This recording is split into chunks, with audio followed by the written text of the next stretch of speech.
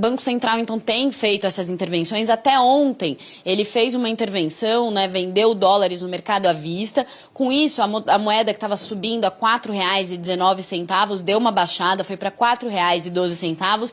Mas o que está acontecendo? Né? Um contexto de crise global, com a guerra comercial entre China e Estados Unidos. Aqui, localmente, tem também as eleições na Argentina, com a iminência da chegada de um governo considerado mais intervencionista e a saída de um governo liberal, o que aumenta o risco dos países emergentes, e o Brasil entra nesse bolo. E aí também tem a cereja desse bolo, que são esses últimos dias aí, o aumento da crise diplomática causada também pela crise na Amazônia. Então a gente conversou já com alguns analistas e eles avaliam que a crise na Amazônia aumenta a visão de risco sobre o nosso país, e isso também pode interferir na cotação do dólar e faz o real perder valor, então, em relação ao dólar. A gente vai ver, então, um gráfico que mostra o histórico do comportamento da moeda americana no último ano. O que a gente vê é que o dólar está na maior cotação deste ano, ele só perde para a cotação de setembro do ano passado, quando havia uma grande incerteza por causa das eleições, e naquele momento também, setembro de 2018, foi logo depois que a Argentina estava vivendo um contexto de crise e pediu uma ajuda ao FMI. O dólar começou o ano em R$ 3,65, foi subindo, teve uma queda ali no meio do caminho, só que agora voltou a subir, então, com o acirramento dessa guerra comercial. Só agora, nesse mês de agosto, já subiu 10%, e ontem, então, fechou aos R$ 3,15.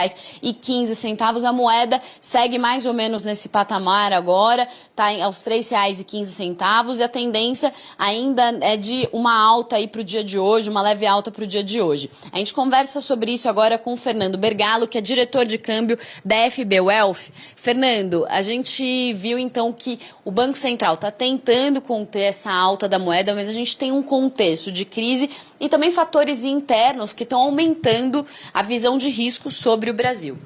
Não, sem dúvida. O dólar está tão alto que a gente até se desacostumou com ele acima de 4, né? 4,15 a cotação atual do dólar. A gente tem um cenário externo muito negativo de deterioração da economia global, com sinais claros de uma iminente recessão, por conta de diversos fatores. A gente tem uma frustração no crescimento do PIB de países europeus. Sem dúvida nenhuma, o embate comercial Estados Unidos e China, como você mencionou, tem causado um impacto muito grande. São as duas maiores economias do mundo brigando. E quando o investidor olha para o cenário doméstico, ele também não vê notícias muito boas. Então, com isso, há uma fuga de capital, há um fluxo negativo para países com ativos de primeira linha, leia-se Estados Unidos, e com isso ocorre a valorização da moeda americana. Então, todos os países emergentes, exportadores de commodities, sofrem muito numa ocasião dessa.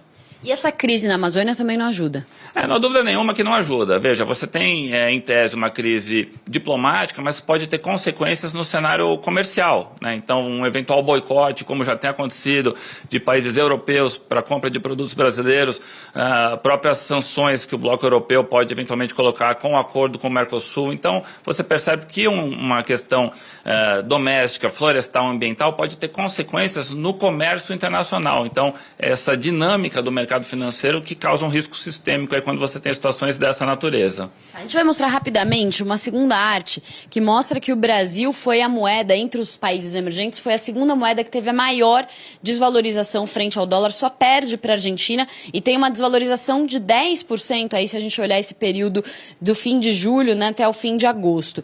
Por que, Fernando, rapidamente, para a gente encerrar, que o Brasil tem esse risco maior e por que perde mais valor em relação a outros países emergentes? O Brasil está sofrendo mais, primeiramente por ser um país que recebeu muito capital, teve um fluxo positivo muito grande. Então, como ele recebeu muito dinheiro, pode sair muito dinheiro também numa eventual liquidação de posições de ativos que não sejam de primeira linha. Além disso, a gente teve uma expectativa muito grande para o Brasil por conta da aprovação da reforma da Previdência, da tramitação que ocorreu de forma célere, e todos esse noticiário positivo no cenário doméstico que armou posições inclinadas ao risco aqui no Brasil. Então, a partir do momento que você tem um investidor estrangeiro precisando se desfazer dessas posições, ele tira o ativo daqui com muita rapidez.